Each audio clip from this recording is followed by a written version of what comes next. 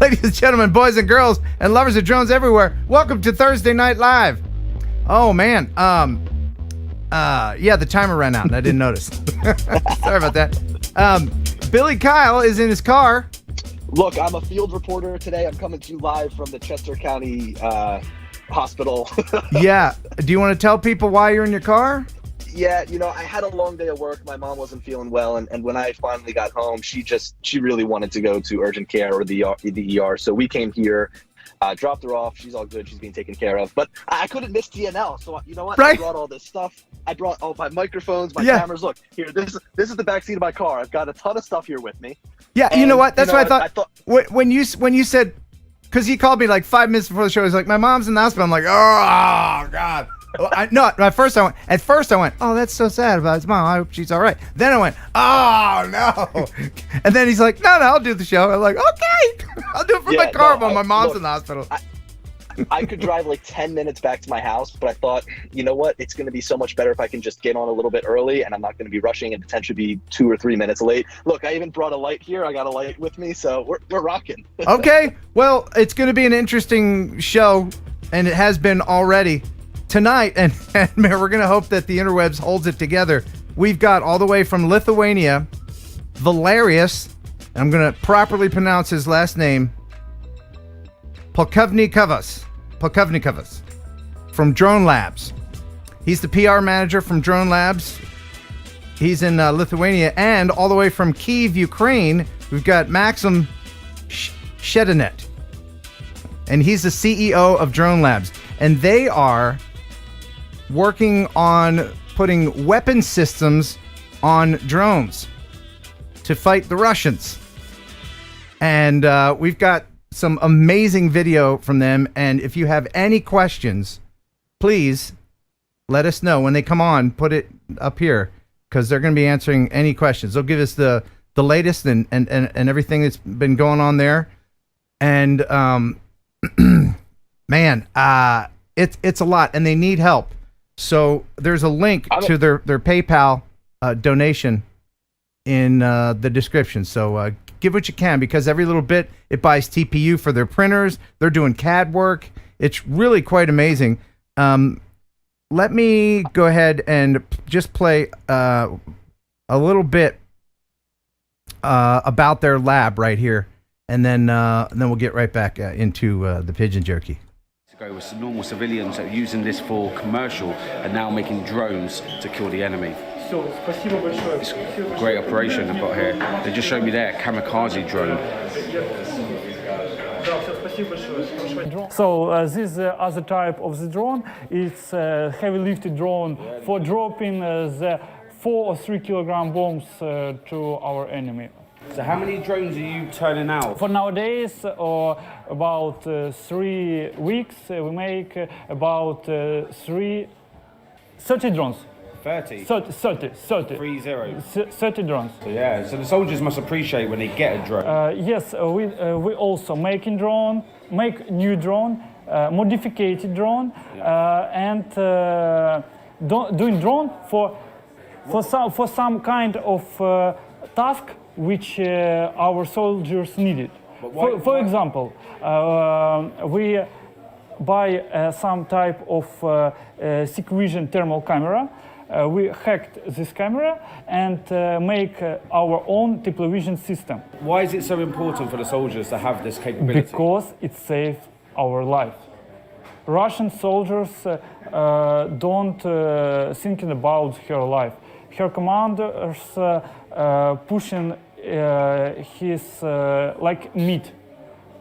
It's so disaster. Our commanders, our great generals are thinking about every people. It's very important. So drones are helping to save in life. Yeah, they can weaponize any drone. You have analog cameras. You're not using one. I don't know if they're accepting actual equipment, but there's a link to their PayPal in the description. I do see some super chats coming in. A portion of my super chats tonight, I'll also send that to them. And I thank you guys for being very generous. So we're going to be talking to them this evening. It's really cool. It's really cool to see how people can take arms without using guns and traditional means of weaponry. Yeah, that's really fascinating what they're doing with all this stuff, and it's so tech and cool and futuristic, and we've got some amazing video from them tonight. Also, we're going to talk to you, Billy, and you're going to spill the dirt about what's going on with the Mini 3, right? You're going to tell us everything. Yeah, because there's so much to talk about. So much to talk about. And we'll have your news with Jeff Sills, also your viewer videos. But first, we can't forget the sponsor that's kept the lights on for the last almost 5 years. I'm talking about the Cadillac of processed meat. I hope you're snacking on some right now. Pigeon jerky. You'll enjoy pigeon jerky, the Cadillac of processed meats. You'll enjoy pigeon jerky, and you'll give your family a treat. It's balanced nutrition to help them grow. Yeah. And it's full of fiber to make them go. Here we go. You'll enjoy pigeon jerky. Pigeon jerky, the Cadillac of processed meats. Yeah. Thank you, Pigeon Jerky. I feel like I was like a senior in high school listening to that. I mean, it's been that long. It has been. It's been a while since you were co-hosting, hasn't it? Yeah, it has been. I was looking. I think the last time that we talked on Skype was like in 2021. So it has been a long time. And you and I hung out in Ocean City in 2021, did we not? Yeah, that was a fun time. Yeah, no, we can't really. Do you want to talk about it? We can't. Can we? Yeah, we can talk about it. Okay. And Okay. maybe one day that video can resurface. Yeah, well, if you've seen the video, you know what we're talking about. And I think they're going to change the beyond visual line of sight thing and open it up for everybody. But look, I think that for the drone industry as a whole to progress forward in any way, they need to. I mean, we can't continue to be, handcuffed in that way, which is a totally other subject. Absolutely true. And that said, somebody sent me a video that will look very familiar. Okay. And I'm amazed by it. And I want you to help me analyze it. I'm on the edge of my seat. Oh, this is a very similar thing to what we did. Now, you went a little further. But somebody flew a drone down the length of the boardwalk on a video. Okay. This is Ocean City, New Jersey boardwalk. And there's a thing called the Press of Atlantic City. Have you heard that? PressofAtlanticCity.com? Yes. Okay. Well, they're the ones that posted this. Okay. Now, first of all, they're flying over people. That's not right. If they set up, because they're starting out on the end of the boardwalk where we were, I'll just start it and we can give color commentary. So let's begin this thing, okay? So this is from. But hey, yeah. When we were there, it was very empty. Oh, it was winter. I mean, there was nobody there. Yeah, this is clearly not winter. So someone is starting from this end, and they're going to fly all the way down to the other end, and it's sped up, so they're flying slow and cautiously. They're almost hitting every single light. I'll tell you what. This is pinnacle of drone cinematography right here. It really is, and it's a great idea. We'll fly the length of the boardwalk, but line up your shot. Be over the beach at least where there's no people. You can scoot over 10 feet and just. You'd get the same effect if you were just to the right and angled the camera a little bit to the left, or the drone a little bit to the left. Right, and we don't know what drone they're using. Now there are some edits coming up, and the only way that I can imagine that this would. If you and I had to do it again, we would be in a golf cart and follow the drone. So yeah, or right? Someone would, yeah.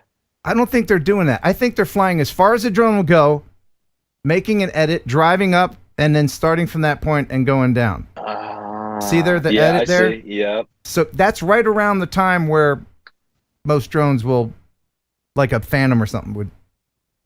I like the inclusion of the map in the bottom right corner to show where the drone is at. I mean, look, I think that's a very cool thing to do. Yeah, but I don't think the drone map doesn't edit, does it? Look at that. I have no idea. But it's a nice touch. It is a nice touch, but it is herky jerky, and they're flying right the hell over people. It's hard to watch. I mean, yeah, it's very hard to watch. So, And there's that crap. Hey, look, that's there's that's the best pizza on that the garbage Boardwalk. pizza that you had yesterday, isn't it? How are the crowds in Ocean City right now? Is there a lot of people? It looked just like about this, but granted, today's a Thursday, and I was there, so when I was actually coming back, there was a lot of traffic going down, and so I think that people are going down right now for the shore traffic. Okay, yeah, weekend will be a little bit more, but up here where it gets more crowded in front of the music pier, there's more people. They're like, to hell with it, we'll just fly over everybody. So, do you think that someone should report these people? Well, who is it? Do we have a name to report? There's credits at the end that I cut out. Gotcha. But you can find this, but it is the press of Atlantic City. So it's difficult because I almost feel like these people need to plead ignorant, and maybe they just genuinely don't understand because there's look, I'm not out to really roast anybody, but the lack of skill on the drone moves might mean that someone is new at flying a drone, and they might genuinely just not understand. Well, if they don't understand that, then they don't have a Part 107 because they're Yep. furthering a business here, the business of the press of Atlantic City. I mean, if we have to follow the rules, don't you think they should? Yeah. So, and by the way, this is where we were flying FPV. That was fun. Yes. Dive in that place. This was a cool spot. Yeah, it was really fun. And there was hardly anybody there. We're flying under the boardwalk. It was nice. Crashing into the sand. So, yeah, this is my old hometown. I lived here for about 11 years. This doesn't do it justice, though. This makes it look bad. It doesn't. It doesn't. It's a beautiful place. Yeah, and honestly, in my opinion, the Jersey Shore is one of the most beautiful places to fly your drone at. And it's cool because you get something a little bit different at each of the shore towns. You could spend a whole day driving, starting at like Long Beach Island and then driving all the way down to the Cape May, and you just have all this scenery to capture. Yeah. And then they land. I was looking for a shadow of the drone, but no. Yeah, you can't really see. No. Well, so only the recent drones kind of pitch the camera up at the very end. Some of the older drones would just leave the camera like looking straight down. So it's got to be something relatively new, like a Mavic Air 2 or something like that. So do we leave it at that? Or do we encourage someone to call the press of Atlantic City and let them know that they're doing wrong? Because, if they have a drone, they're going to be doing this stuff again. And we don't need inexperienced people out there. Yes, your opinion, sir. It certainly wouldn't be a bad idea because obviously, they could get into a lot more trouble. I mean, right there in Ocean City, there's an airport that's not very busy, but you have low flying planes as well as Coast Guard and whatnot. So there can be a lot of activity there, especially during the summertime. And I think that, the stance the FAA takes is to educate first. So I think that educating them is definitely a good idea, but we shouldn't burn them down with pitchforks. No, we don't want to do that because we want to foster drone use and the hobby and everything. So we don't want to call them up and go, "You dumbasses!" We want to call them up and go, "You know what? Maybe you should take that video down. Yeah. Get your 107. Use remotepilot101.com and Heron 18 for 30% off." So, for the longest time, there was an ordinance in Ocean City that actually banned drone use. Yes. And I think it was up until like 2016 or something, because I remember it just ended when I just got my drone. I was like, oh, this is perfect. So now here's the thing is, though, can Ocean City even impose an ordinance like that? No, they can't. Is that allowed? They can't. No? Nope. And that was part of the reason why they gave it up. It was right around the time where they were replacing all the boardwalk there in front of Jilly's and everything. Yeah. And I remember because I went there because it was all just empty posts where boardwalk should be, and I flew down in there. Yeah. And it was after that they said, go ahead. But anyway, so there's that. And I have noticed, and I thank you very much. There seems to be a super chat train coming. Billy, you're not parked on the train tracks, are you? No, I'm good. Okay, good, because you don't want to get run over by a super chat train. And let me thank the early adopters, of course, my Robs. And I appreciate that. Rob Muller and Drone Rob. He said it's reverse robbing. And even Andy, El Smeghead with the 2-pounder. Thank you guys very much. And now let's go. The eyebrows. The eyebrows are breaking all the cash out. That's right. That's why I had you on there, for the ladies. Because, ladies love eyebrows. Am I right? I'm right, aren't So let's see. Let's go in here in the super chats. Thank you very much, Aviano Rob C. Hey, my other Rob, $20.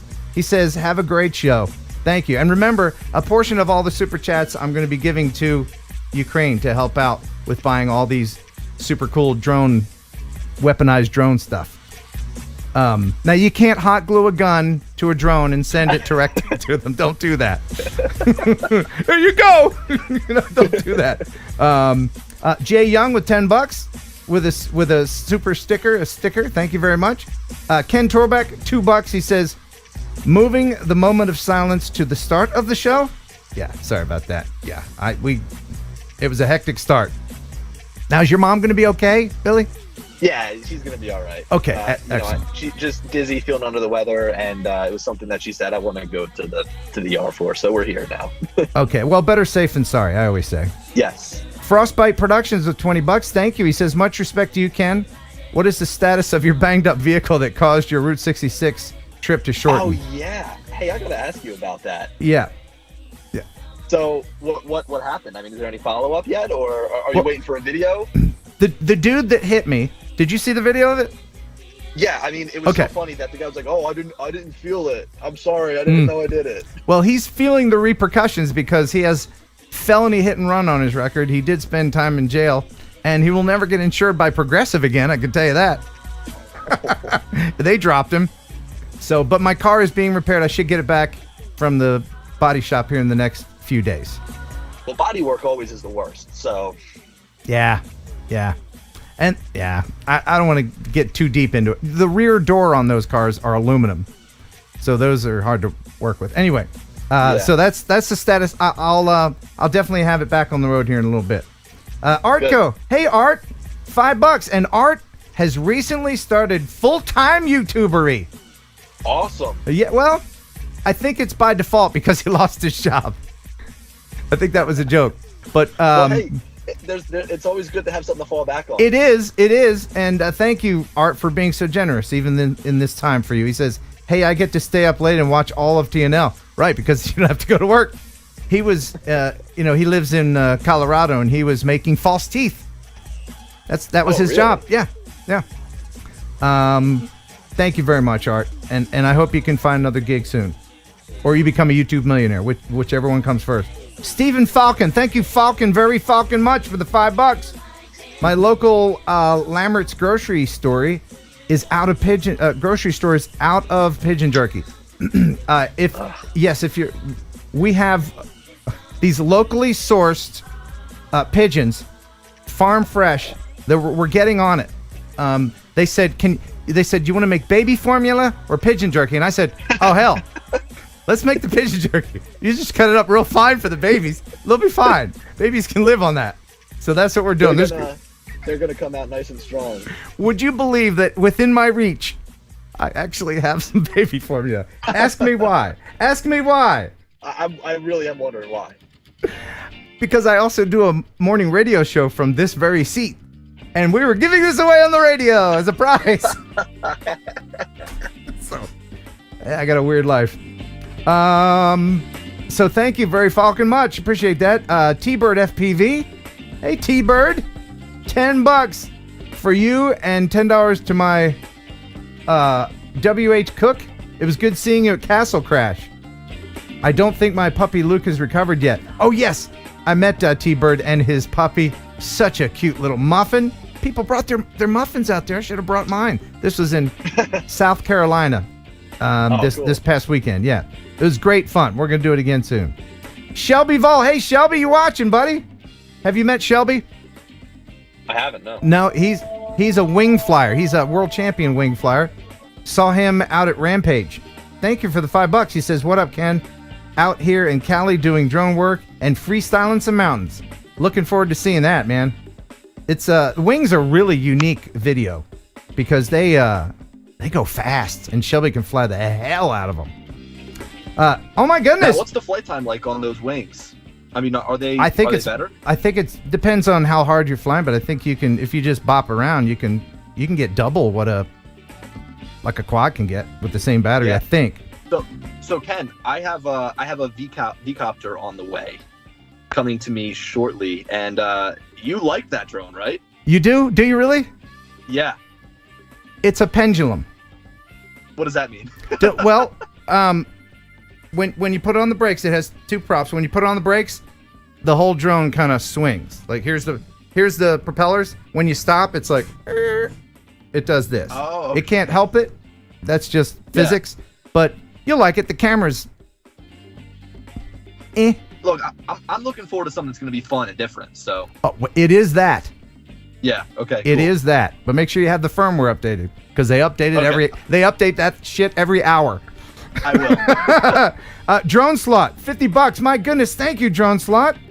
And they have a super sticker. Stickers, I like stickers, yes I do. I do. Stickers, Thank you, Drone Slot. So stickers, I where'd like you get this sound stickers from? more than you. One more time. Stickers. What's that?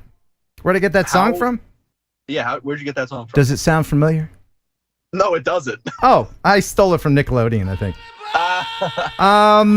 Kim Fused FPV. Hey, Kim Fused, $20 for Ken and Ukraine. Thank you very much. Yes, again, if you just joined us, thank you very much for doing that. A portion of all these cool super chats will be going towards Ukraine. And I saw Kim Fused out at Rampage as well, and I happen to have a picture of me and her. At first, we were standing next to each other, and I said, to hell with that, let's make it interesting. So there we are. That's me and Kim Fused out at Rampage. I did ask her husband first. I said, can I lift your wife? Because you don't just grab somebody's wife. You don't just do that. No. You got to say, hey, can I, which you, and then you ask her. Well, first you ask her. Anyway, thank you, Kim Fused. We've got some video from her from an amazing bando later in the show. Eric Swanson, thank you so much for the $5. Great to see Billy on the show. Keep up the great work. Thank you, Eric. And Brad Berry, thank you very much, my friend, for the $20 and the super sticker. Haven't seen that one before. Mappers 2, $5. Thank you very much. Ken, you're a speed demon. No, John, you are a speed demon. SKS video guy with $10. Thank you. And that is Scott, who loaned me his Mavic 3. Not the one that Billy flew to the moon, but he loaned it to me. And I said, how long can I borrow it for? And he's like, whatever. Half a year later, I sent it back just yesterday. Oh, my God. Yeah, right? Super nice guy. Thank you very much. For a set of eyeballs for my new Mavic Mini 3 Pro, please. I'm going to set you up with a lot of... I should have sent some eyeballs back with the drone. In case you don't know what we're talking about, you can get these cool eyeball stickers. I don't talk about these a lot, but you put these on your drone, and birds will not bother it because they think it's another bird. So, and not only does it look cool, but it keeps your drone safe from birds. And if a bird happens to run into your drone while these stickers are on, Billy Kyle will replace the drone. Isn't that right, Billy? It's called Billy Care. So, yep. Yep, There's Billy Care. And there's Billy Care Plus. There's Billy Care Refresh. So, Billy, if it happens, just let me know. Just let them know. But yeah, if you land in water, you're hosed. That's right. Yeah. Look, I don't replace it. You need to have the actual body. You need to send the drone back to these. That's right. Yeah. Drone Rob, thank you very much for the 253. Let's wake her up. He says, Grumpy Vlogger. Hey, Grumps. Are you running in 2024? Because you got my vote to buy Billy a Capri Sun. Great show tonight. Oh man. You know what? I don't. Here, this is not a very kid drink, but I've got a Gatorade. Is he implying that you need a sippy straw because you're such a youngin'? I think that's what he means. I've got a sippy cup, so he's not far off. Well, that's every time you drink a coffee with a lid on, it's a sippy cup. Thank you very much, Grumpy Vlogger. Appreciate that. AFK, $20. Thank you, AFK. Continuing the chat train, could you talk about airspace in regard to when it comes to flying over a rail yard? Stationary trains, take a picture. Can I do it? FAA owns the airspace, but I read that the BNSF rail police will get you. It depends on the police. Train tracks are private property. So, even if you have a train track that goes through your backyard, that belongs to the rail company. Sure, you're going to put quarters on the track. Sure, you're going to tie your nephew to the track. But as far as flying stationary trains, as long as you're not flying over their property, I would say you wouldn't have a problem. I mean, again, it's this whole thing with the airspace. Do you own the airspace over your property? I say do it. I say do it. Do it from far away. Yeah, do it, but don't tell them Uncle Ken said you could do it. You just do it. Risk it for the biscuit. Trains are some of the coolest things to fly, by far. By far. Have you seen the Nurk video of him flying inside the moving train? That was amazing. He got fined by the FAA, by the way, I know. for that. But that's why I've got the expression on my face. yeah. Oh, but it was amazing. Yeah. And being in his place with his skill at that time, with that opportunity, I might have done the same damn thing. Oh yeah. But he got a lot of cred in the FPV world for that. Almost worth the fine, I'd say, Nurk. Yeah. Legwork. Hey, Bill. Good to see you, man. A 5-pounder from him. It says for the war effort. Oh, 2 pounds for the war effort.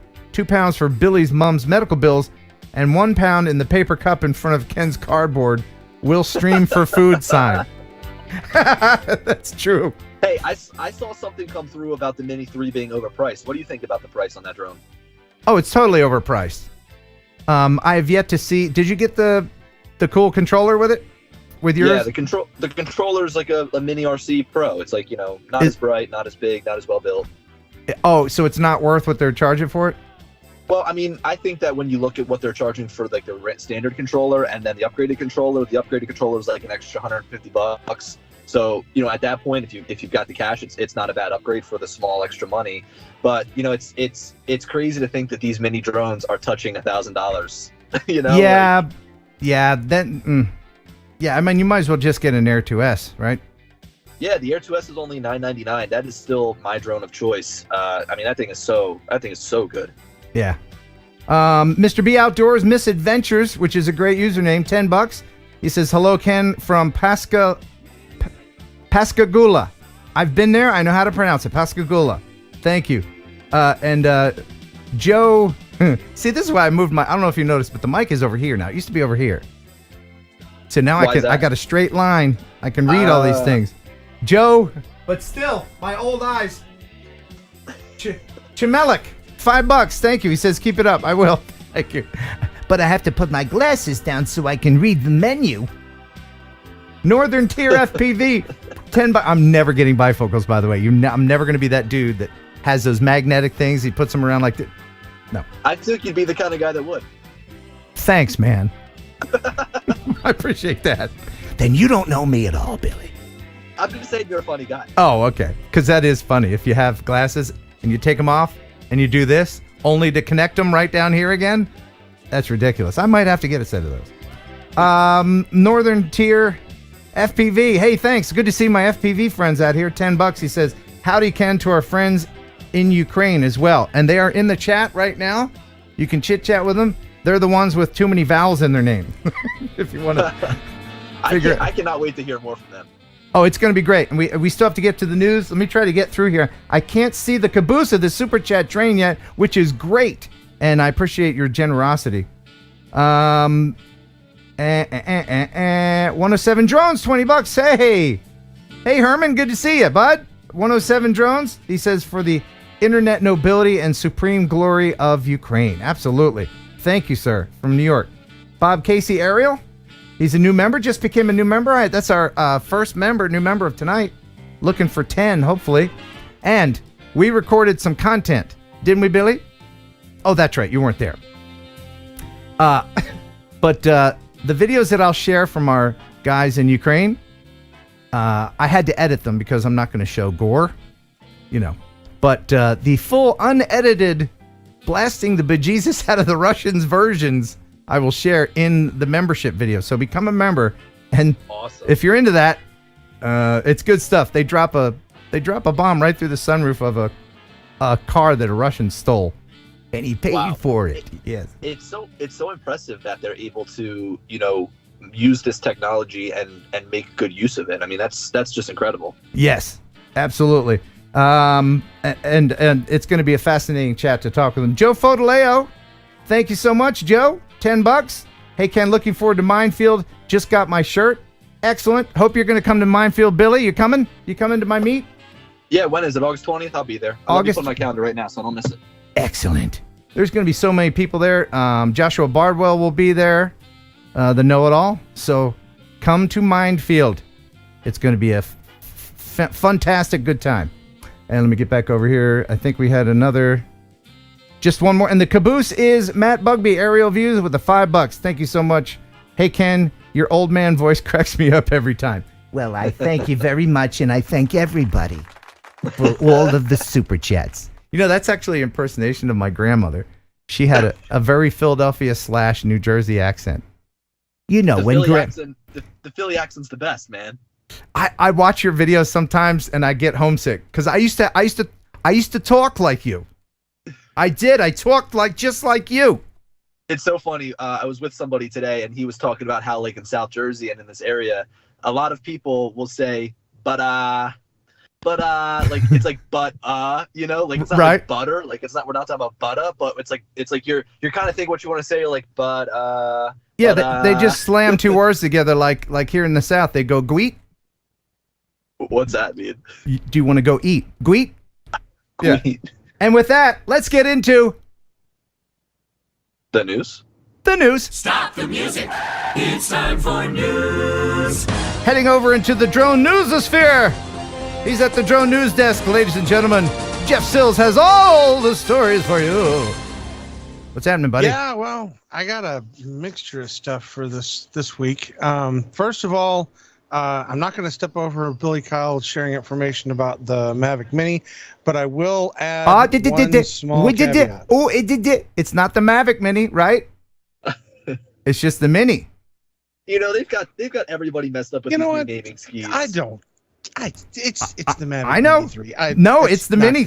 They dropped the Mavic. I don't know why, but they do have everybody. Look, I was told that it is to bring more brand recognition to DJI because everybody thought that the brand was Mavic. So that's what their official statement is. Oh. Well, a lot of people have been wondering about when they're going to actually be able to get this drone of many names. And so the latest update that I have, and I'm getting this fresh, the DJI Mini 3 Pro is available for purchase on Amazon in the United States, but not just yet in Canada. Amazon is currently only showing options for the drone bundled with the standard RC N1 controller or the new DJI RC. For now, both show release dates of August 1st, but estimated delivery dates are already being delayed for some buyers. So take that for what it's worth in regards to being able to get your hands on one. I hear a lot of people saying they just want to run over to Best Buy and get one, but they don't have them in stock. I did notice that they list them on Best Buy's website, but when I looked at the availability to be able to just like drive to the store and pick it up, it said not available to pick up in store. Billy is smiling like he knows something. Well, no, I'm almost laughing here because it's so funny how every single product that DJI releases is somehow purchased from Best Buy like a week early. So it's like now the one time that it's like not readily available, it doesn't end up on a Best Buy shelf. I mean, it's like clockwork. It's like, oh, it's a week early. There's another drone picked up that's not out yet. Right. And I special ordered mine with green paint. Have you seen this? Isn't that awesome? I have seen that. I actually sent that to Eddie Nunez, and I was like, what is this person doing with their drone? That's fantastic. Well, the delays, make kind of some sense in regards to the fact that if you're not familiar with China, right now they are going through massive lockdowns in China, and not just lockdowns in like rural areas. We're talking the major cities, Shenzhen being one of them, where DJI is actually housed. So I can imagine that all of what's going on in China is probably making it extremely difficult for DJI to do what we would consider the most basic things. So that being said, if they show up, great. Once things calm down, I would assume in China that we'll see that, the delivery start speeding up and it'll return back to normal and what we've expected from DJI in the past. Yeah. So, to your point, Jeff, I'm looking here on DJI's site and it looks like the RCN1 and no RC versions are shipping August 1st. And then the one with the DJI RC, it says that it's expected to arrive on 7/21. So that's this month on the 21st. And it seems like they're putting more emphasis on that RC version. And I feel like obviously they want to make more money, right? So they're going to push the more expensive one. But, you think about it and there's like no reason that should be shipping early because that's the one product that's like really brand new, that new RC, whereas the RCN1 controller has been made for years and years and years. And if they can ship the one with the RC, you know that they're making a lot of the drone itself. So it just like what you said with what's going on over there. It's tough, and I'm sure that with the supply chain shortages, it's not making it any easier. So. And wasn't there isn't the new controller compatible with the Mavic 3 or something? So it was I was beta testing from some firmware, and it was, but then they pulled it at the last second, and I still included it in my video because I wasn't told. So I was able to with the version that I was using, and then they took that away. So I mean, the way that I look at it is if you have this brand new RC, and if it's a really premium controller that's only being used for their lowest end drone, they're missing out on a lot of people buying it. So I think that they'll eventually open it up to all their drones, and I think it'll be like the RC Pro. I always thought that was a real dick move, that all their stuff wasn't backwards compatible. You remember those the big goggles you can only use on the Phantom 4, the ones that look like the toilets when you hold them this way. Why? Why aren't DJI FPV goggles compatible with some GPS I know, drones? and I wonder if it has to do with different transmission systems and how they run, because they have so many different ones, O2, O3, O3 Plus. They have so many different things. So I just wonder if there's something that is preventing it. I think what's preventing it is their profit margin. Oh yeah. Look, that is definitely in play. Yeah, but because if you can just make other goggles compatible with firmware, then you're being dicks about it. anyway, back to you in the newsroom, Jeff. All right. So next in the news, if we have any viewers that are in Wichita, and this weekend is a big thing called Riverfest. If you are familiar with that, Saturday and Sunday on June 4th and 5th, they will be having a 200 drone swarm light show.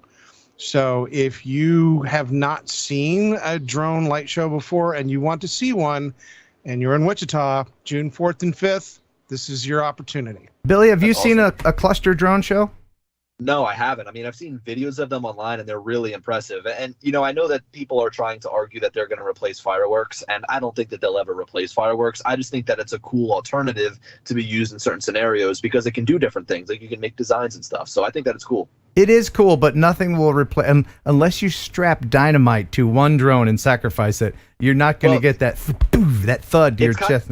It's kind of like driving a stupid electric car that doesn't make any sound when you hit the gas. Right? But you have a sound that you can program it. Right?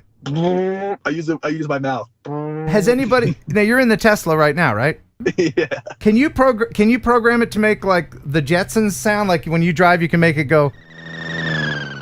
You probably could, but actually, you used to be able to play a sound outside of the car as you drove, but they took that feature away because the National Highway Transportation Association, whatever, was complaining about that. So you can play a sound, but it only plays on the inside of your car.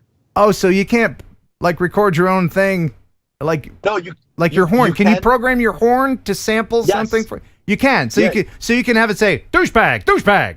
Yeah, you could if you wanted to. In fact, when I first got the car, I didn't know that it was playing on the outside, so I was doing a bunch of stuff, and I was in a drive-through at Sonic, and I was hitting the horn, probably annoying. That's hilarious. But you know what it does have? It's got a whoopee cushion, so. Oh, that was on here. Here we go. Ready? Yeah. As a whoopee cushion. So if you do this, let me see. Is it doing it in here? Do you hear that? Can you make that your horn? Yes, you can. So the horn farts. Oh my God. Much respect to Mr. Musk. Yes. All right, Jeff, back to you in the newsroom. All right. So China has successfully developed the world's first autonomous drone carrier. It's using this to expand its maritime influence through the use of AI. This particular carrier is going to be remote and completely autonomous. It can carry dozens of unmanned vehicles, including drones and submersibles. It can also launch and recover those drones automatically. So the shipbuilder, Wang Pu, I'm sorry. Hey, hit the horn, Billy. Who is it? What's his name again, Jeff? What's his name again? The Huang Pu Wenchon Shipyard. Yep. Sorry, Wang Pu. the equipment on the drone carrier can better help maritime observation and scientific research. I'm sorry, I didn't hear anything after Wang Pu. It'll be interesting to see how this works in the fact that the entire thing is automated. So That's great. What was his name again? Yeah. I cannot believe this whole story. We're focused on one word: Wang Pu. This, his name is Wang. Wang Pu. Everybody Wang Pu tonight. All right. We're moving on. We are. Yes. Okay. Yep. So recently, a senior police official reported that a Pakistani drone carrying 7 magnetic bombs and as many UBGL grenades was recently shot down in the Jammu and Kashmir Kathua region on Saturday. This was crossing the international boundary into India. The incident occurred just days before the annual pilgrimage to the Amaranth Cave Shrine in the Himalayas in South Kashmir, which has been brought up on heightened security because of these particular events. This is the second incursion that I have reported on of drones from Pakistan entering India. Wow. And that's not a small drone. No, that's a toddler lifter right there. Yeah. Yep. Yeah. So, okay. Next we have Vivid. Vivid is going to be hosting the largest drone show in the Southern Hemisphere in Sydney. They apparently made history over the weekend, showcasing the largest drone light show ever seen in the Southern Hemisphere. Pretty cool. Wow. 600 drones took to the sky over the harbour, dazzling Vivid audiences from Star Trek's USS Enterprise to SpongeBob SquarePants and a Top Gun fighter jet. The synchronised display had a little bit of something for everyone. That is cool. Impressive. I got to see one of those cluster drone shows soon. It would be really cool. Mm-hmm. All right, so next we have something I guess kind of questionable in the news, and I'll let you guys watch the video first, and then we can comment on it. But this is drone footage from the Uvalde Memorial that is being held in the town square for the victims of the Robb Elementary School shooting, and this drone footage raises some questions about how we're supposed to be using drones. Yeah, I mean they're flying over people. This could be intrusion into their. I mean it's a public square, but clearly there's going to be a lot of friends and family there, unless it's somebody from one of the families or friends that has the drone. But they're still flying over people. Billy, your thoughts? Yeah, I think that this begs like an even bigger question, kind of moving on from not only just like an event like this, but just events in general and how to capture them using a drone.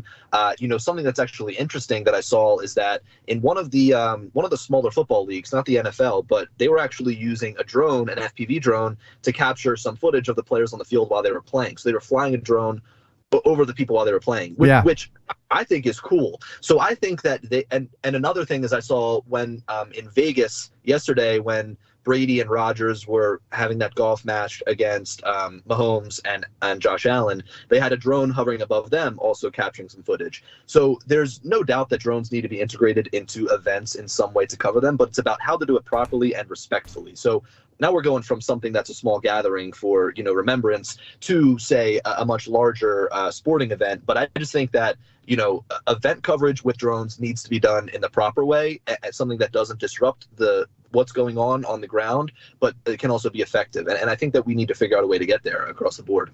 And that also needs to clearly identify to the viewing audience that not just anybody's allowed to go and fly their drone like that. Mm-hmm. That this is not footage that is allowed, for general hobbyists to use. Yeah. This is something that, is, a licensed pilot under controlled circumstances with proper vetting from the FAA, et cetera. Even so, and I know what footage you're talking about, Billy. He started out in the above the stands and flew over the entire crowd down into the field. You didn't get the permission of everybody there. Well, so that was the Bengals game, and yes, that was horrible. But what I'm saying is that the this football league actually allowed. No, that's the one I'm talking about. That's the one I'm talking about. We've done a story 2 times now on that particular league because of the first implementation that they had with the drone, where they had the FPV drone out on the field, and then they had gone back in and intermixed that drone footage now with helmet cams that they've put on, so that you get the first person view from the player and then the first person view from the drone as it flies not by. only that, but they had a cable cam too that the drone operator had to avoid because there's cables across the field for that. But there could be something when you buy your ticket that any risk, you assume the risk. Like they could have some small print there at the ticket booth that say, we're going to fly a drone. It's understood if you buy a ticket, we're going to be flying a drone. We don't know. Maybe that's a way to cover themselves. But it sure was spectacular footage, yes. Or they get one of those guys that does the high-speed talking on advertisements. That's it, a disclaimer, yeah. Well, so all right. Real quick, to end this topic on discussing like flying over events, there's a music group called the Chainsmokers, and they were recently performing at this event called EDC down in Mexico. Did you see this? Or do you know what I'm talking about? I did see that. So, I mean, it's going to be bad, but like you can see this drone footage of an FPV pilot flying, directly over this crowd of people. Now, this is not in the United States. This is down in Mexico. Yeah.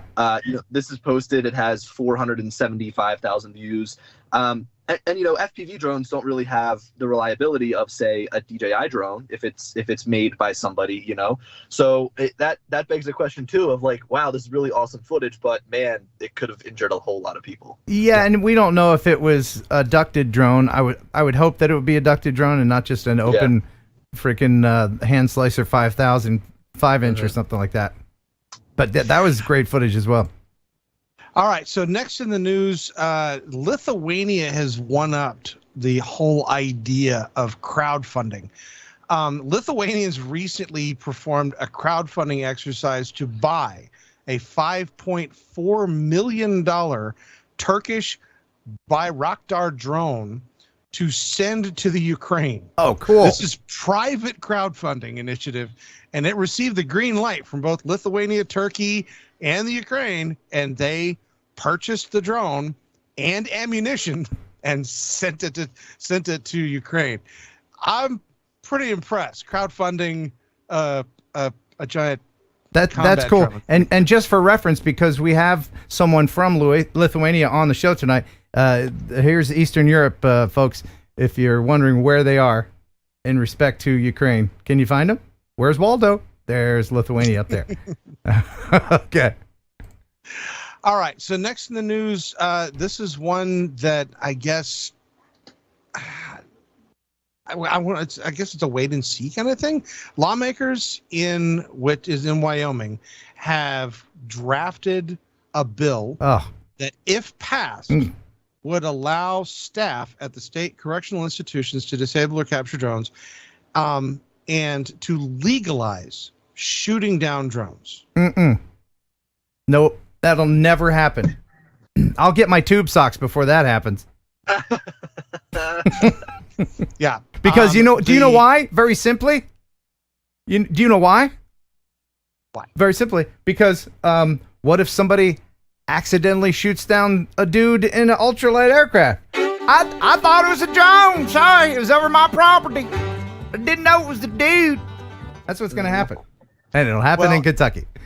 and also, it's also difficult to define what would be considered trespass by a drone, according to the state laws. So there's a whole lot of things that are going to go wrong with this bill, and hopefully the legal, eagles are on this to be able to go after this. I can't imagine the FAA is going to be like, oh yeah, sure, go right ahead, just start shooting down drones. And look, I don't doubt that these guards are a good shot or not, but I mean, think about how much ammunition they're going to be spraying into the air to try to get this thing down, and the threat that poses. Drones are not easy to shoot down.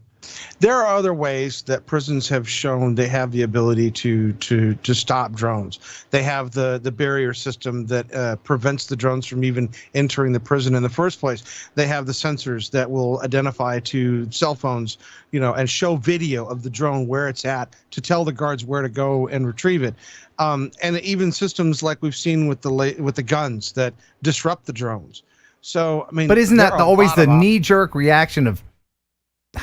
I can say it because I'm in Tennessee, because of rednecks that are, and they're just, and all the time, I'm going to shoot it down. You come over my property, I'm going to shoot it down. Well, you know what? I do a lot of real estate photography, which requires me, if I'm photographing a home, to fly over the neighbor's house. I mean, there's no way around it. And you'd be surprised how many people are like, you can't do that. I'm just like, well, yeah, I can. Yeah, sorry.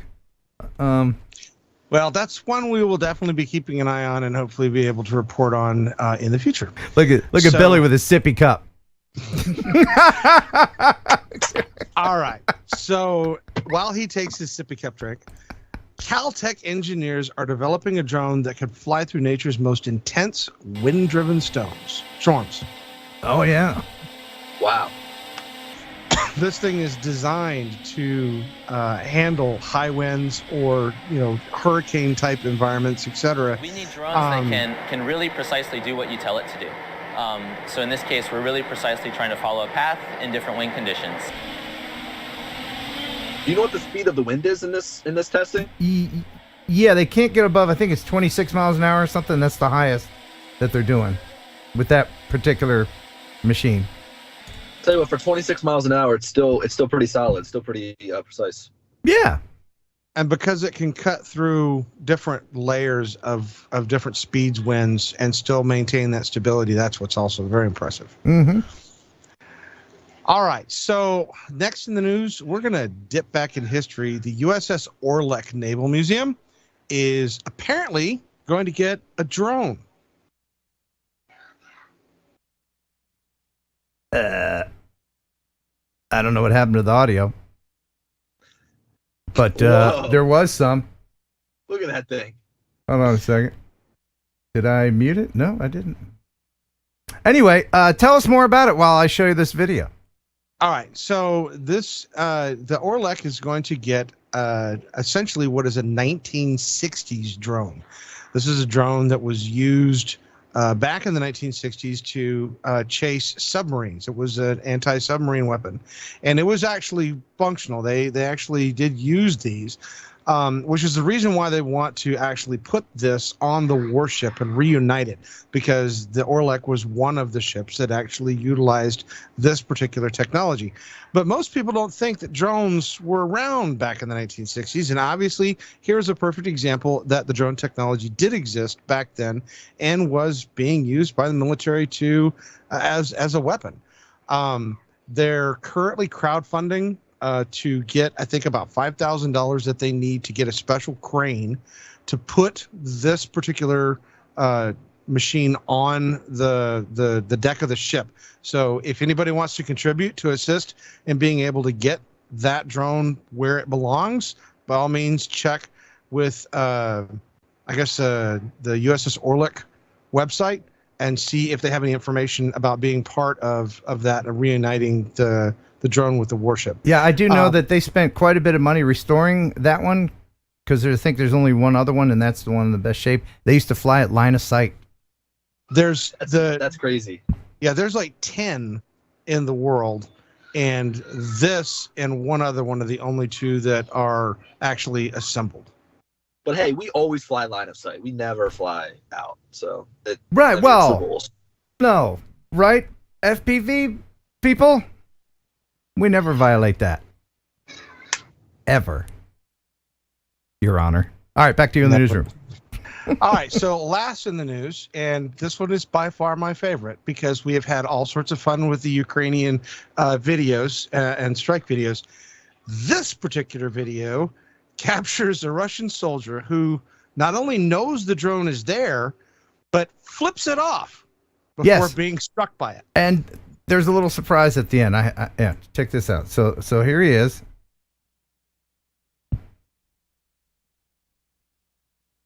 Yeah. See him right there putting his gun on. He looks up. He's like, hey, here's what I think of that drone. And just a couple minutes later, guess what happens to him? Can you guess what happens to that guy? I'm guessing he's no more. Well, watch closely. He was standing right there. Right? Now I'm gonna enhance. And you can see his finger flying off. See that little bit right there? That's his finger right there. Awesome. Well, thank you very much, Jeff. And I know our Drone Labs guys are waiting for us to call them. We're going to do that here in just a minute. It is like freaking 4 o'clock in the morning where they are. So we're going to thank you very much, Jeff. And I give my fond salute to them and the hard work that they're doing. I can't wait to see more great videos from their group. We'll see you later, Jeff. Thanks for stopping by. Now get out. All right. So now, let's go ahead and call our friends. As I say goodbye to Jeff, and I got to click this. Now, I got to do one more thing before I call them. Because Billy Cobb was late because he was at the hospital.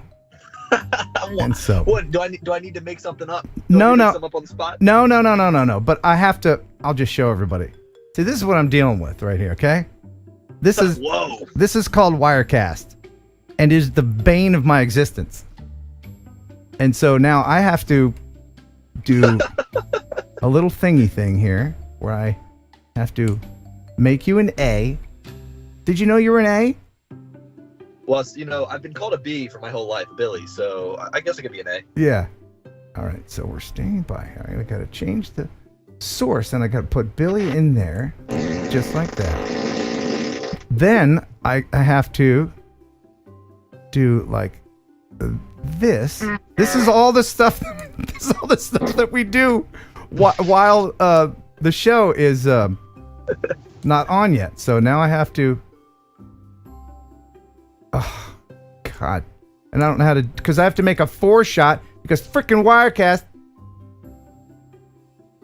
Have you ever, I know that there's other options out there. Have you ever experimented with anything else? No, because I paid $1,100 for this thing 5 years ago and I'm not buying anything else. It's just not happening. So let me go ahead and try to see if this does it. Neat. Oh, do they at least still update the software? Yeah. Oh, there we go. I did. Just like that, and then,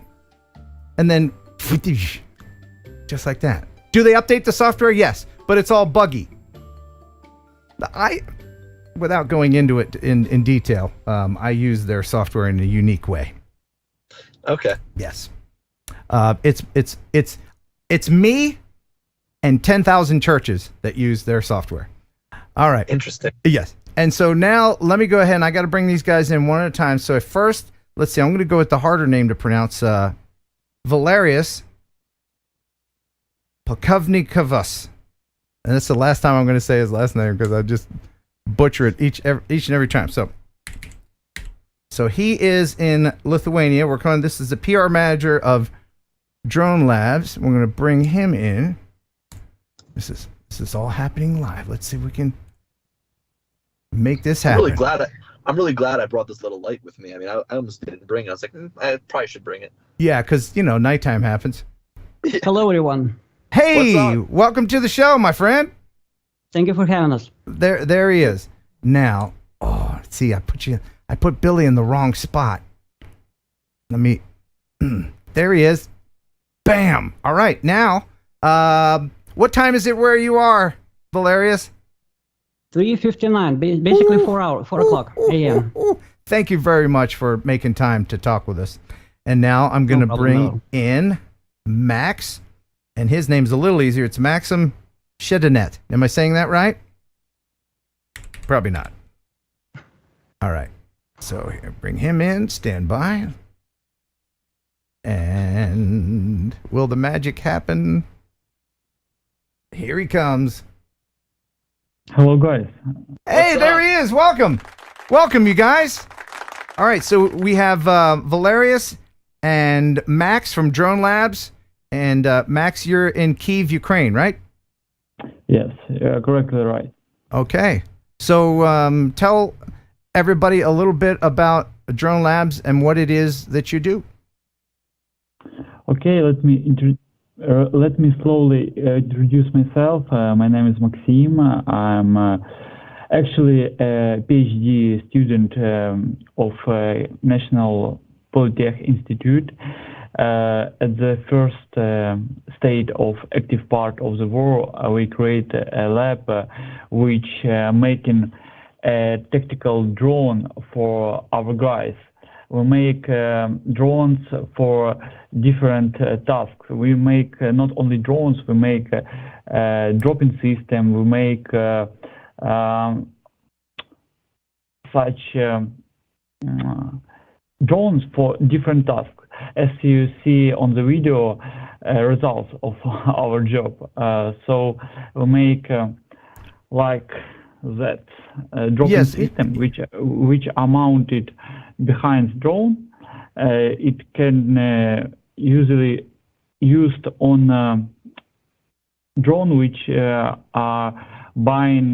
It's a dropping system for drone like DJI or Parrot or so on. It's work pretty simple. The indicator of light. When the light are turning on, the presents are dropping out. The presents. So yes, the presents. So I can. So there was the servo mounted. So we have 4 seconds when they are opened, and when they are turning on, the presents are dropping out. Okay, and you guys designed this from the ground up using you use CAD and 3D printers and all that stuff, and you can you can use either FPV drones or camera drones for different tasks, right? Yes, we built different drones. I put someone with myself, so it's like actually it's FPV drones which named Banderik. It's actually it's a 7-inch FPV drone on one-way axis gimbal with thermal camera. We use cheaper thermal camera for mobile phone inside the drone. It's the technical aspect of what you guys are doing, weaponizing just ordinary consumer drones, is absolutely fascinating, and it's great that you're doing all this stuff.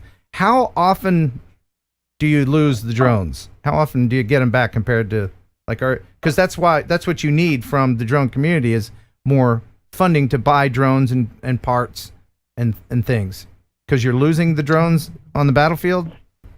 I'm proud that our drone, what we are built, no one are losing. No one. Oh, great. No one.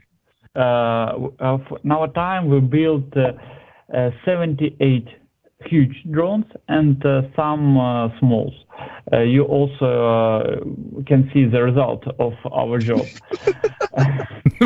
Yes, this video from internet, what we can show it's from our drones. Right now, the thermal camera from our drone Banderik. So it's a pretty cool idea, put the FPV thermal camera on the drone and fly it at night.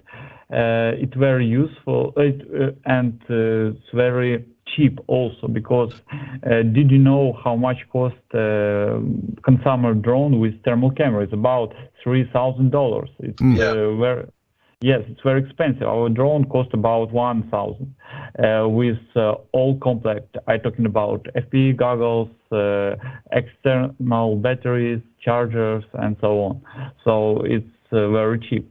So many guys from other countries, as Poland, Latvia, Germany, French, and so on, help us, help my lab with parts, with spare parts, with different type of avionics for creating such type of the drone.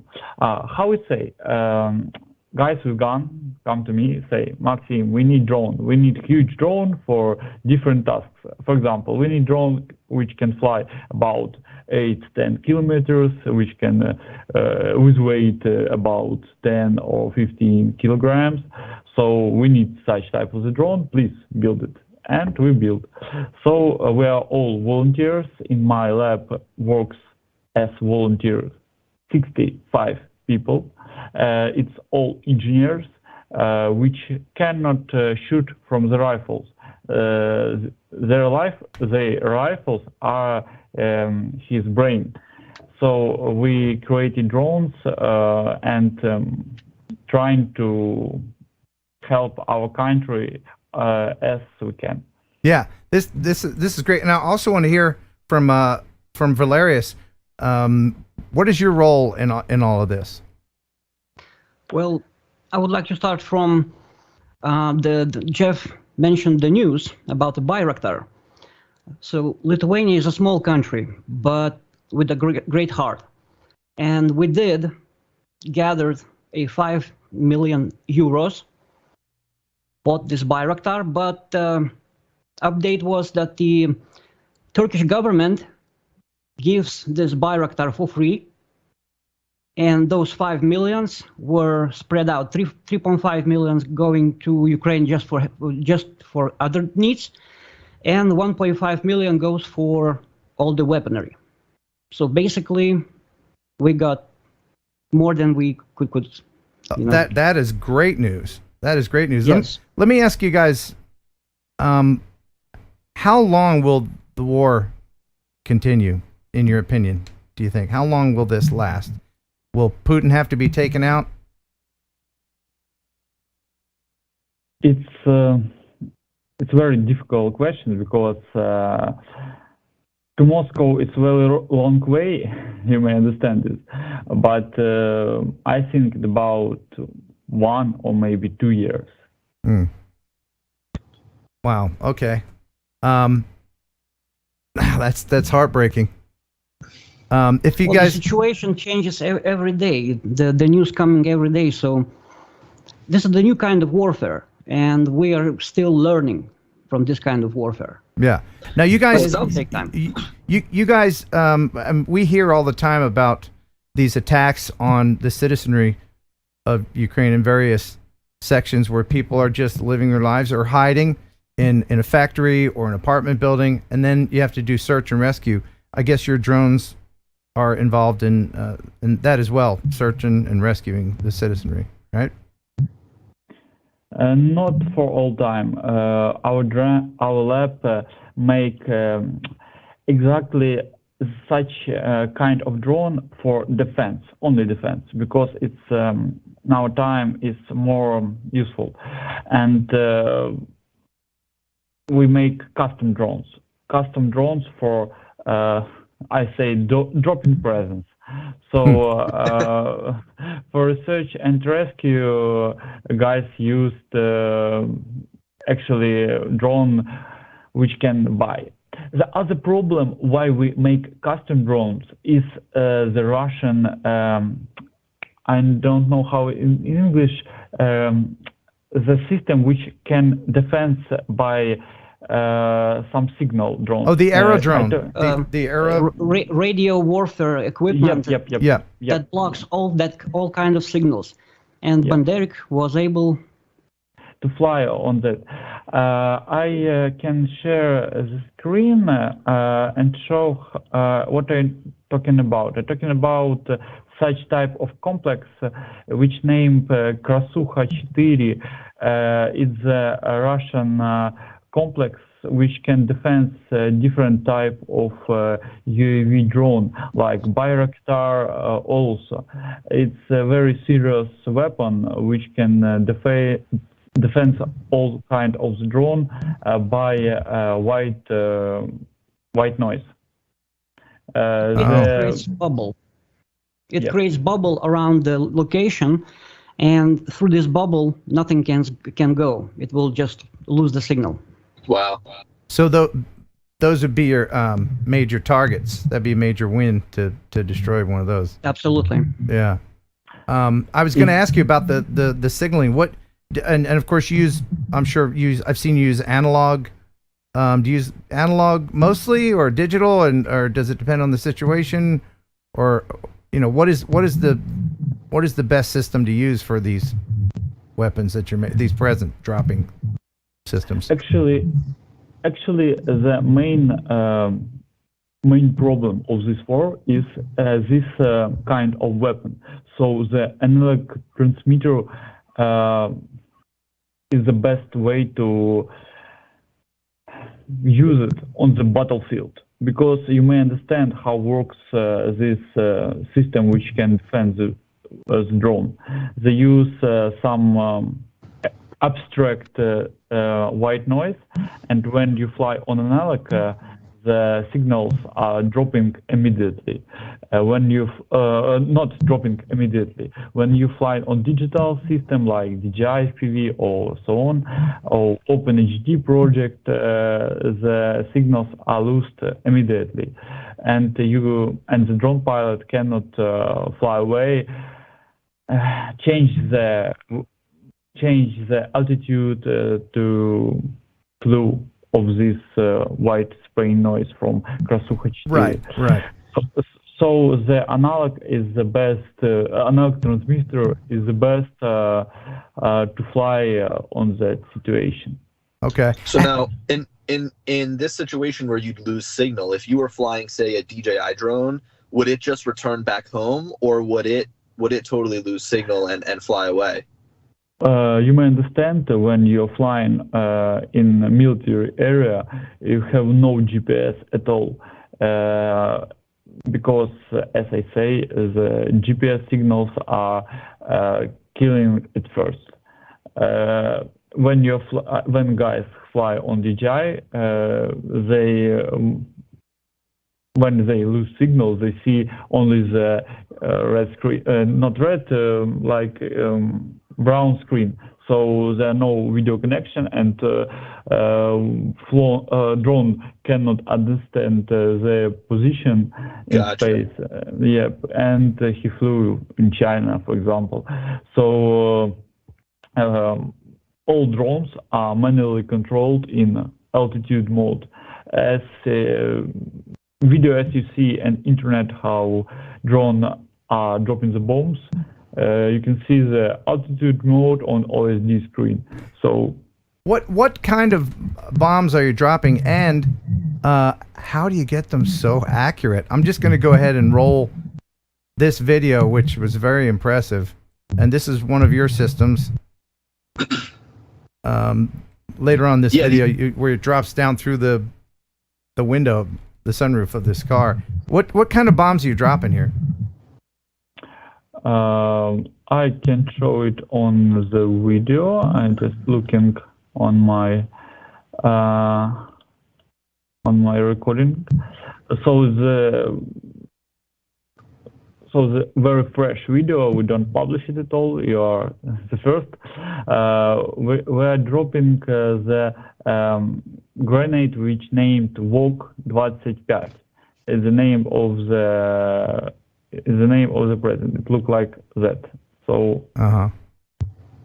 And how heavy are those things?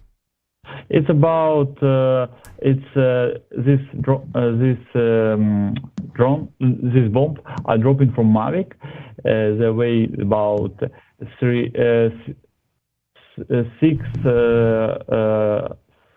600 grams. Yes, and Mavic can easily fly with that. So when we're talking about a huge drone like this one, so you see the huge. You can do multiple. Yep. We can use different type of the grenade delivery systems for the present, ammunition. Right? And the right way to use exactly different ammunition, because first grenade are for the correction target about wind velocity. The second for the actually defense, for example, one target, and the next one for defense other target. Okay. So Well, we use about 4 grenade. Actually, one way of the grenade about 2-3 kilograms. okay. Now I'm going to show this video again. How is this just practice to get this accurate? Because this pilot dropped one through the sunroof of this car, and it's just astonishing accuracy. How are they getting so accurate? Is it just practice, or is there some sort of targeting system in here? Yes, it's actually practice. It's not lucky. I knew this pilot. It's pilot from Aerorozvedka, but it's very cool guys. He flying on different drones. This grenade named also Vok 17 is name of the bomb. They dropping from drone which named Autel.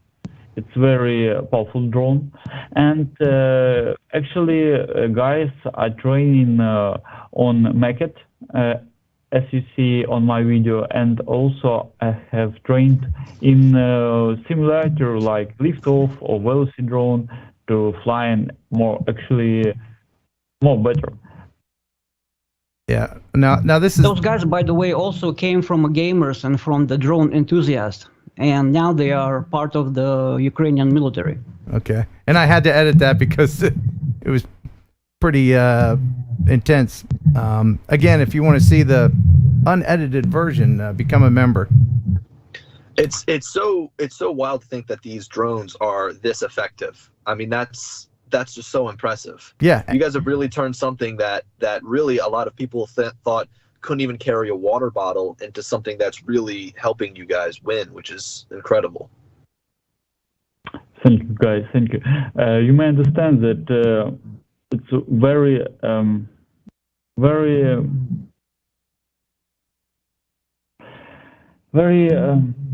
bad to hear that our government don't make such drone before war.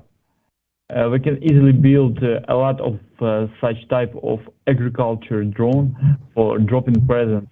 For example, in China, there are many type of these huge drones which are using for dropping huge bombs. I'm talking about bombs with weight about 20 kilograms. Yeah. It's really hard for us as a drone community, recreational drone community, to really wrap our heads around this, because we associate drones with fun and with flying, and here we are making a difference in an actual war, and that is just fantastic. Again, there are links in the description. There's a PayPal link if you would like to. I'm getting a lot of feedback from one of you. I apologize for that audio. If you allow, Ken, I would like to add something. Yes. You in the beginning you asked me what was my job, let's say, yeah. Mm-hmm. Since the war started, all I had to do is to figure out how I can help. I found Maxim.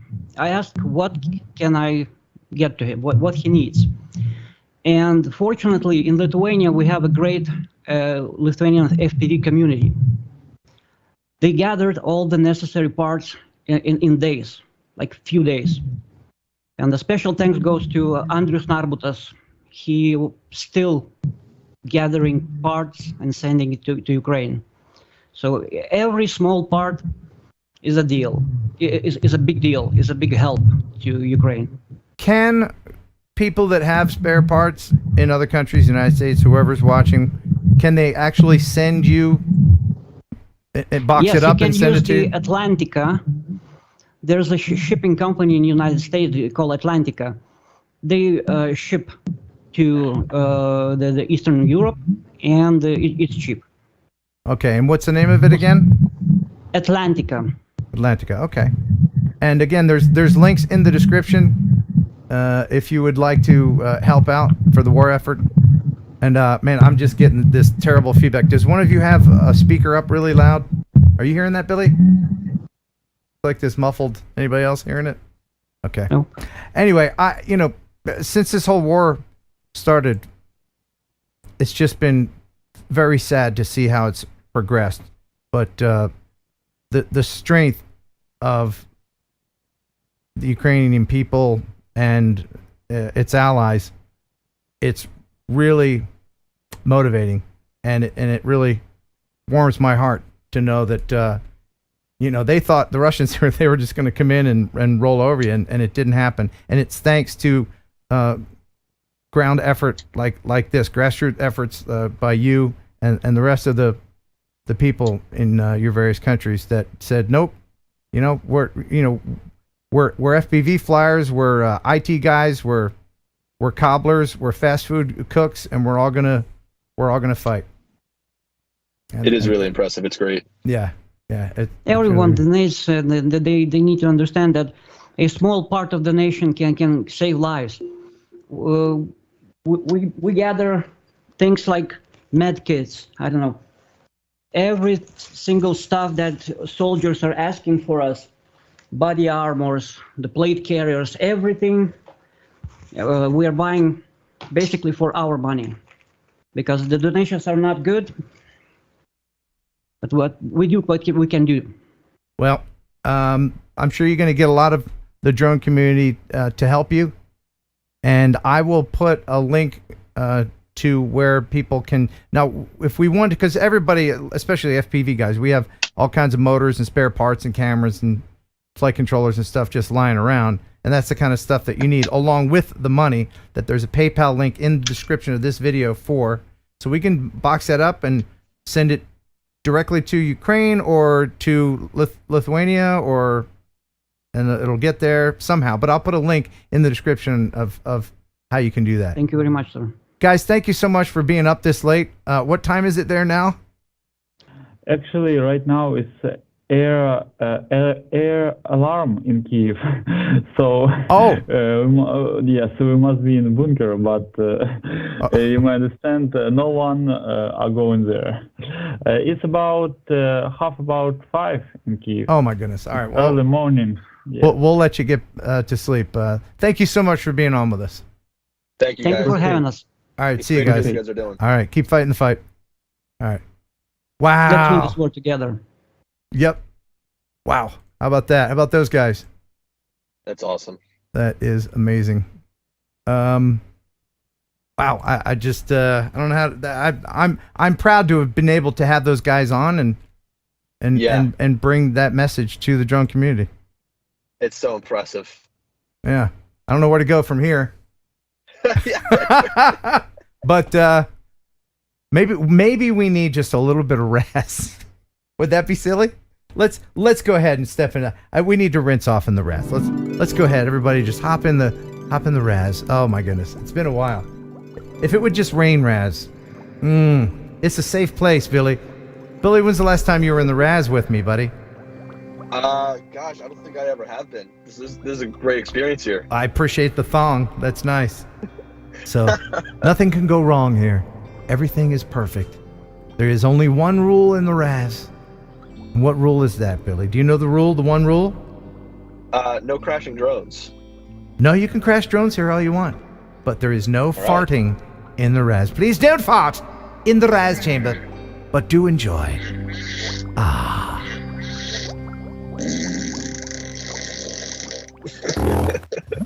Oh my goodness, I think Billy Kyle just farted in the RAS. I've never had a co-host fart in the RAS. Shame on you. It wasn't me, it was my car. It was my car. It's Billy's Tesla farted in the RAS. Okay. Just very quickly here. Got a couple more super chats coming in. Again, portion of this gonna go towards Ukraine to help them fight those dirty, rotten Russians. Yeah, it was so impressive to see how accurate they were with those bombs. And I can only imagine that with the commotion on the ground, when they're, say, 200-300 feet in the sky, you can hear a Mavic drone, or you can hear one of those drones, You can't. Yeah, you can't. killers. They are. Oh, Bob Casey Ariel became a new member. Thank you, Bob Casey. All right, appreciate that. Welcome to the Heron Birds. And Matt Bugby, Arrow Views. We might have thanked him already, but thank you for any of the super chats and donations. Clean up on aisle 4. On aisle 4. All right, so let's go ahead and play some viewer videos, shall we? Cool. All right, you got time, Billy, right? You're just hanging out there at the hospital. Okay, you still at the hospital? Hanging out here. Yeah, you know what? They actually don't let people inside, so I couldn't even go in if I wanted to. They don't allow visitors. So. All right. Again, Billy's mom had to go to the hospital, and Billy's on the stream with us. I was the ambulance, so. Oh, so you couldn't be in there at your mom's bedside even if you wanted to? Yeah, they told me that I wasn't able to go in. I mean, I was going to try to go in and even check her in and help her get inside, and they would just turn me away at the door. So. Okay. All right. So I've got some great video. Okay, the first one. Awesome. This is from Kim Fused. You didn't see her before. There she is. I met her at Rampage. That's Kim Fused. Light as a feather she is. This is an are you into FPV at all, Billy? Very little bit. Okay. Very tiny. So you're flying the DJI POS, right? Yes. Yeah. Okay. But have you flown a carbon quad yet? Yes, I have, but as soon as I do it, I tense up because I'm like, I don't have my oh shit button just in case something goes wrong. I can't land in GPS mode, so I've become accustomed to those things. Well, you know what? Actually, there is no shit button. It's called angle mode. Yes. Yeah, and I forget that too. Sometimes I'll be going through a bridge, I'm tumbling towards the water. I'm like, what do I do? I forget angle mode. It'll straighten you right out for a minute. But yes. Anyway, so this is an amazing bando in a mall in Wisconsin. Billy, do you remember malls? You're a youngin'. Malls, remember? Have you heard told of the mall, Billy? Around here, we have the King of Prussia Mall, which is the largest mall in America by retail square footage. So we have one of the malls that will probably stick around if they all go away. Okay, well, and I've been there. If that mall is ever abandoned, I would love to fly there. Meetups for days. Meetups. But so this is a mall in Wisconsin from Kim Fuse, and it's truly an amazing find. Wow. A great location.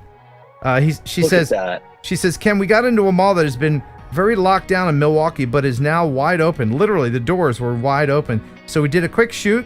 This is my first time flying a 5-inch freestyle quad inside, treating it mostly as a Cinewhoop. Music is from Epidemic Sound, of course. Kim Fuse. This is incredible. It's a great space, and this is very nice cinematic footage, but I'm sure some of you FPV guys out there are like, you could go over, and you could do, and then we could do a Manny flip. And you can be flying faster. Right. And she does a little bit of that. But what an incredible space. That looks like a fun spot to fly. Yeah. I mean, I would even enjoy flying a Mavic drone in there, just flying underneath or something. I mean, any drone would be a lot of fun to go in there with. Oh, heck yeah. Hey, look what was painted on the wall there. Did you see that? I know. I just... Anywhere you go into an abandoned place, is some knucklehead going to be drawing penises on the wall for some reason. Like, hey, we got some paint. What do you want to draw? Let's draw a dick on the wall. Oh, okay. Be original, man. Anyway, that is fantastic. That was awesome. Yeah. Now here she does doing a little fancy stuff. Oh.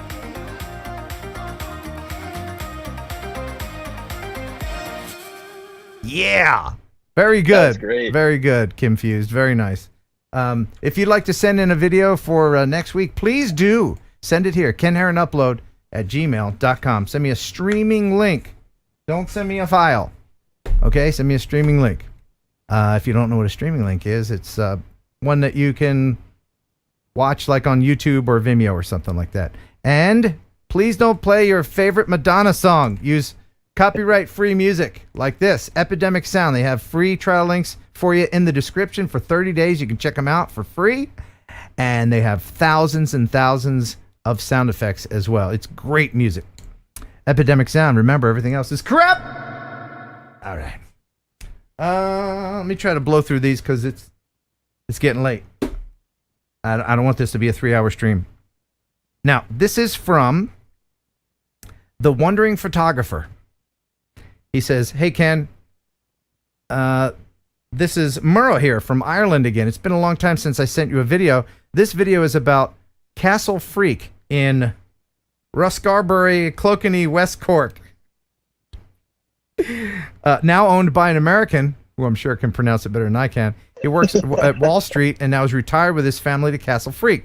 With my DJI Mini, it was a spontaneous flight. It would be much appreciated if you could shout out my YouTube channel, The Wandering Photographer, and I will send on the luck of the Irish to you. We just can't do that. That's our policy, The Wandering Photographer. We can't be mentioning everybody's channel's name. You understand? You think that The Wandering Photographer understood that? That we can't keep mentioning The Wandering Photographer? Okay, well, here's his video. It's quite beautiful. From The Wandering Photographer. In Ireland. Where all the cool castles That's are. beautiful. Yeah. You ever been to a real castle, Billy? I haven't been, but I mean, look, I have to ask this. I mean, this is cool to fly over, right? Like, because that's awesome. Yeah. If you can just go out to a castle and just fly around it. Yeah. Because, you know, if this was in the United States, it would be marked as like a national landmark, or it'd be marked as like a national park or something like that. Right, you know? and it would be under 300 years old. Yeah. Right, you know, I mean, that's what I'm saying. Cool castles are thousands of years old. That's the way, you know, we got one in Kentucky, but it's a hotel. You know what's so funny is there's this Instagram page called Zillow Gone Wild, and it's a bunch of like homes that are like crazy that people find on Zillow. Yeah. And they have something called like Zillow Castle Friday, where they find castles for sale on Zillow. And it's so fun. It's so funny because it'll just be like a random home on the side of the street that looks totally, you know, unsuspecting. Yeah. And you go inside and people have it decorated like a castle with like stone floors and like knights and guards. It's hilarious. Suits of armor and stuff. Yes. Oh man, I want a regular house, but with a moat. Doesn't even have to be a castle. I love moats. Fill it with alligators. How about another castle from Germany? Let's see a German castle. Here you go. This is from Sven. He says, look at that opening shot. Yeah, he That's framed awesome. it just right, didn't he? He said, last week my daughter wanted to go to Christopher Street Day in Flensburg. She asked me to drive, of course. I said, okay. In Flensburg, there is a no-fly zone, so I checked the German version of Fly Map, and the map said it was clear. So I did not regret going there. He says, send greetings to the whole drone community, and take care, Sven. Love this. Yeah, this Love is these old castles. This is Mini 2 footage. You could, you know, it had to be something small for him to fit through that small little square in the beginning. Right. Do you work a lot with your video? Do you use a lot of LUTs? Are you a LUTs man? You know what? No, and for the longest time, I've been using the Mavic 3, and there's only D-Log or normal, and I'm a big HLG shooter. So I've just been using the normal color profile, using the colors that come straight out of the drone, making some slight adjustments, and going from there. I mean, the colors in these drones, in the cameras, have just gotten so good to the point where, you know, if you're flying on a nice, bright, sunny day or an overcast day, the camera's going to do you well. Yeah, I mean, at the very least, if you shoot in RAW, you can adjust the freaking contrast and make it look good. Yeah, definitely. I mean, Yeah. when we're talking about photos, absolutely. That's amazing. Thank you, Sven. Love that place. Thank you Great for sending shots.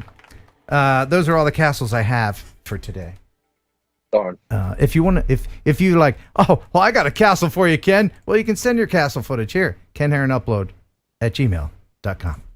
The viewer video of the week is, as the kids say, fire.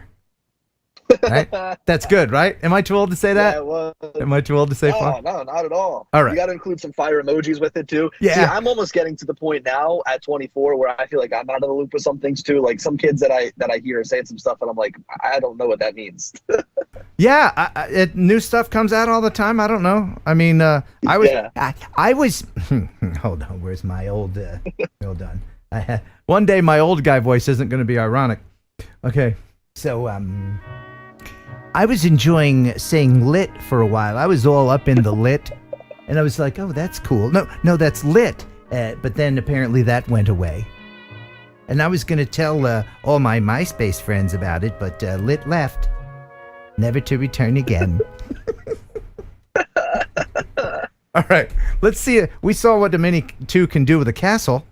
Let's see how well a Mini 2 can crash. Oh, gosh. All right.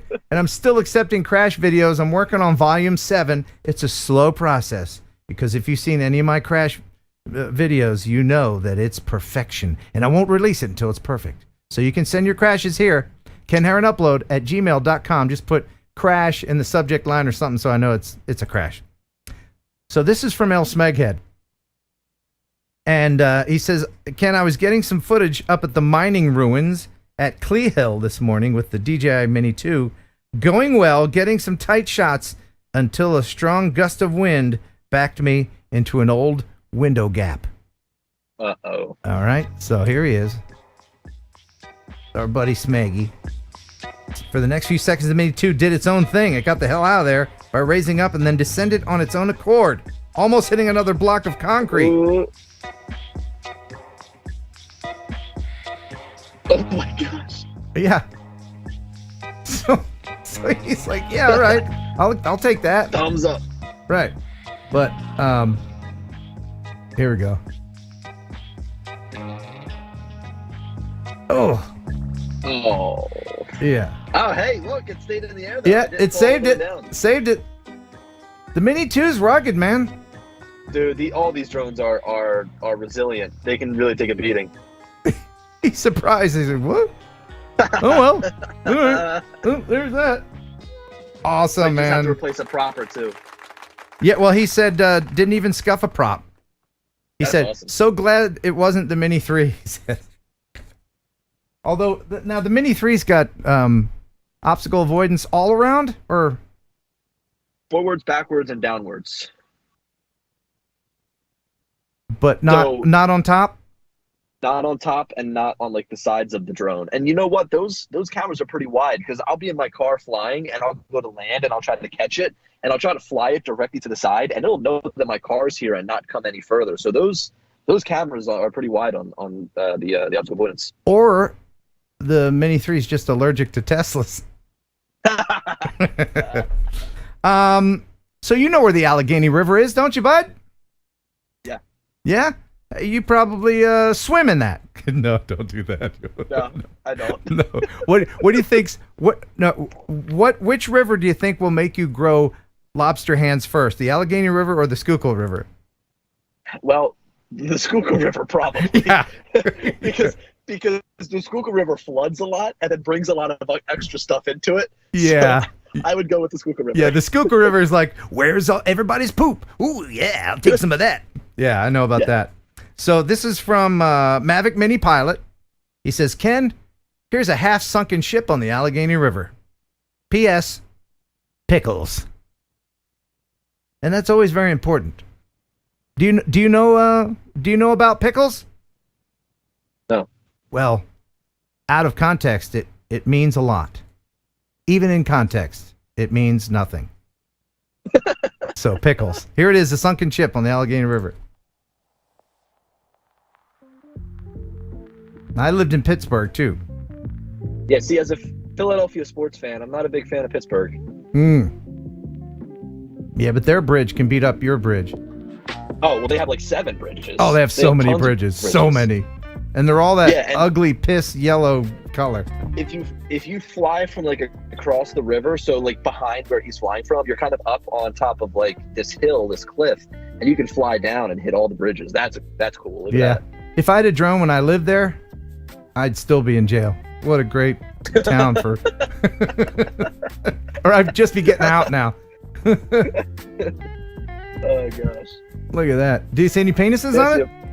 No, I don't. But someone's nice enough to write "miss you." Isn't that nice? Yeah, I bet there's a wee wee inside of that thing. You have to go inside for the penis. Right. Awesome. Thank you, Mavic Mini Pilot. Let's see. Oh, you know what? It's probably time for the weekly Beauchart. Are you familiar with the weekly? You don't know what the weekly Beauchart is, Billy? No. Oh, Billy, you're in. Oh my goodness. Okay. So for many weeks, clearly, I mean, you watch this show when you're not on it, right?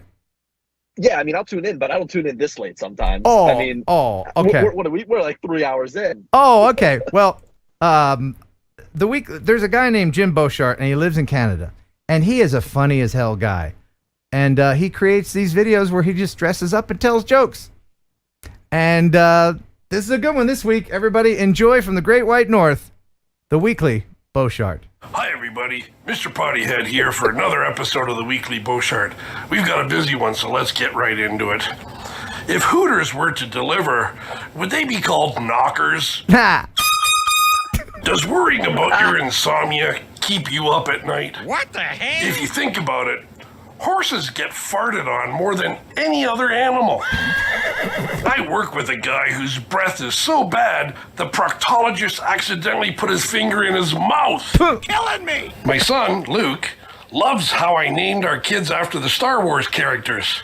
My daughter, Chewbacca, not so much. What do you call a caveman's fart? A blast from the past. What do you call a bulletproof Irishman? Rick O'Shea. Say what? And now here's a quick one because, as usual, we are running out of time.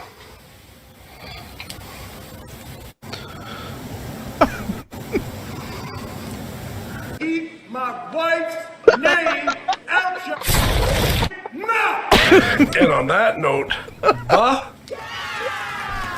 and bye. Isn't that fantastic? That's one of his best yet. Keep my wife's name out your mouth. That's fantastic. I spit a little bit when I preview these. I'm like, all right, what's he got this week? I'm like, oh hell, I can't wait to tell that one. Your thoughts, Billy, on your first weekly Beauchart? Well, let me just say that I really enjoyed the whole toilet mask or the toilet. Whatever he was wearing. Yeah. Oh. So, yeah. 10 out of 10 for that. Yeah, he's a quick change artist for sure. I sure enjoyed looking at Ken Dono's face in the back, just looking at him the entire time. Oh, that's the famous Beauchart wall. If you haven't made the wall, then you're not anyone. Anyone who's anyone is on the wall, but he refuses to put Kelly Green up there for some reason. He refuses to put him up there. I didn't see it. Is Billy up there? Is Billy? Do you guys know? I'm gonna need to do something to get up there. Whatever needs to be done, just let me know. Okay. I think you probably need to go on the live stream. Did you know that there's a live stream that's called the hour before the hour of TNL, that they do like a TNL preview show? Yeah. No, on his channel? No, on Brant's channel. I'm very flattered, but sometimes Beauchart's on. I think you should go on there, and then maybe you'll make the wall. Do you ever go on there? Do you pop in? I think I did once. I think I do. I text in there, but I'm very flattered about that, and thank you guys for doing that. So let me remind everybody just once again that the best place for you to get all trained up and get your Part 107 is remotepilot101.com. They've been a sponsor of the show for quite some time now.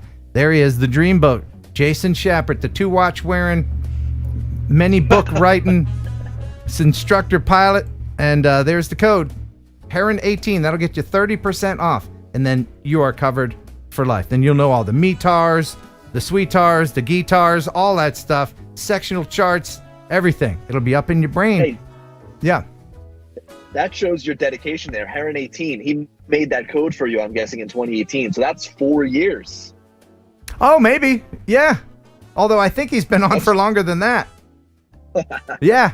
Maybe I never knew what 18 meant, but there it is. That's your discount code, remotepilot101.com. Billy, how long have you had your 107? A little over 2 years. Did the whole restart thing. So it's been a little over 2 years. I think it was October of 2019. That's been forever. Yeah. And doesn't it feel better to have that knowledge? It absolutely does. But you know what? I lost my 107 because I accidentally threw away my wallet, and I've got to go through the painstaking process of trying to get a duplicate. So wish me luck. Okay, but and here's something a lot of people don't know. If you did have your 107 and you let it lapse, like there was a renewal time, you let it lapse, I don't think it matters. You can go and take that free Recurrent test that's online that won't let you fail, and then that will be your new date. So there's a lot of people like, I'm just not going to do it because it lapsed and I don't want to pay the money and go back to all that. And again, but no, you can just go online and take it for free. But your initial test, and every time you take the retest, they update this curriculum all the time. So you're going to want to go to remotepilot101.com and use that code. Thank you so much, guys. All right. And now it's time. Let's see. Did I forget anything else? Okay. It's time for the viewer video of the week. And this one's great. And the winner will get some filters from Freewell, freewellgear.com. They've been a sponsor for a while. Thank you very much for providing the prizes. Please allow 6 to 8 years for delivery because people are like, hey, I won last week. Where are my filters? Well, they got to come from China. You know what's going on over there. So the winner this week is fire. And it is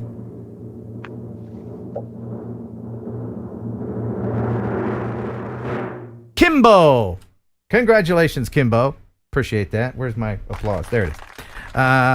Kimbo says, hey, Ken, happy streaming. Keep it up. I flew through fire.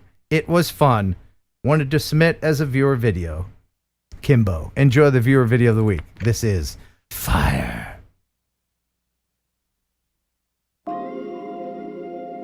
Oh, shit. Yeah.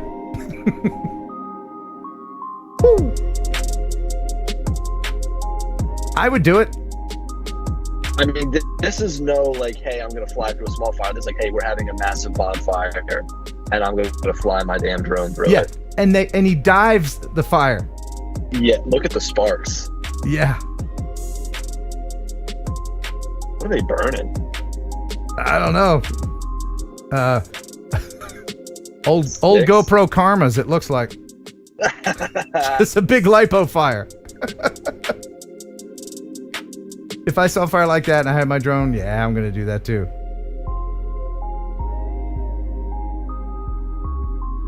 You can see the targets in the background. Look like maybe it's at a GP event. Yeah. That is fantastic. Thank you for sending that in. I love creative videos like that are out of the usual. Thank you very much, Kimbo. And congratulations. If you win any prizes on the show, email me here and remind me what you won because I'm old and I forget stuff. Isn't that right, producer that doesn't exist? Yep. All right. Yeah. So, Billy, I know that you're at the hospital and you're not at home where you keep your jokes, but do you have any jokes for us as co-host? Let's see. Yeah, you know, you always put me on the spot here. Mm-hmm. So, no, I don't have any. You don't? I'm trying to think of something. No. You don't have any? Come on, can you save me? Do you have a joke? You have to have one lined up. Sure. Alexa, tell me a joke. What do you give a basketball player who never washes their jersey? What? A fragrant foul. That's awful. Alexa, tell me a funny joke. Where should you go if your spaceship runs out of gas? Where? Uranus. I think it's pronounced Uranus. In fact, I'm sure of it. You know what? Do you know I've been to Uranus, Billy? Oh yeah, how was it? Cold? No, it was quite warm. Uranus was quite warm that day. Yes, it was. Uranus was balmy, Billy. Yes, it was. Well, I think that's going to do it for today.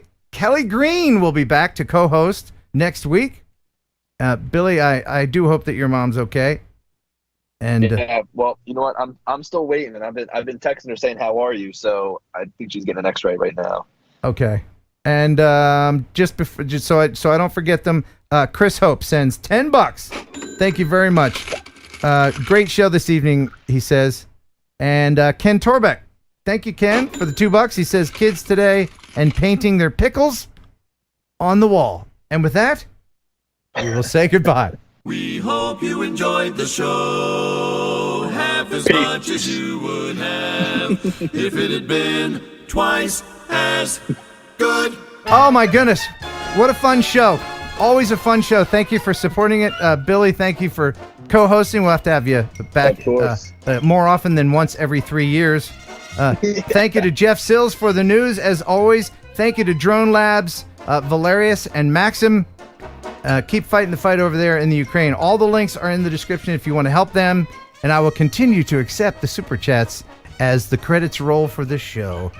Until next time, thanks for watching, thanks for subscribing, and remember, pickles.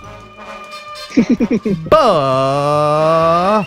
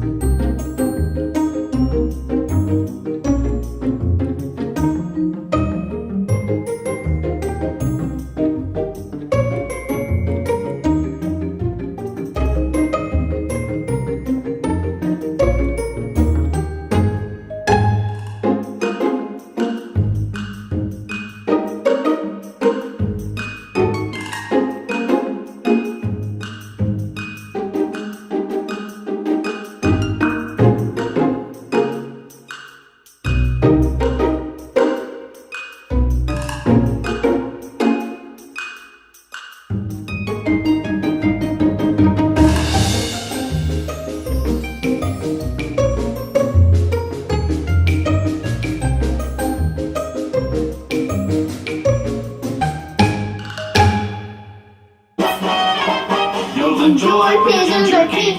Pigeon jerky. The killer like a processed meat. Say I enjoy pigeon jerky.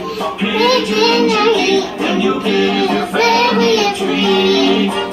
Establish nutrition to help them grow. And it's full of fiber to make them go. You enjoy pigeon jerky. Pigeon jerky. A tail like a processed meat. Yeah. That was so funny. You'll enjoy Thursday Night Live with Ken Heron and Kelly, Jeff and Ashley too.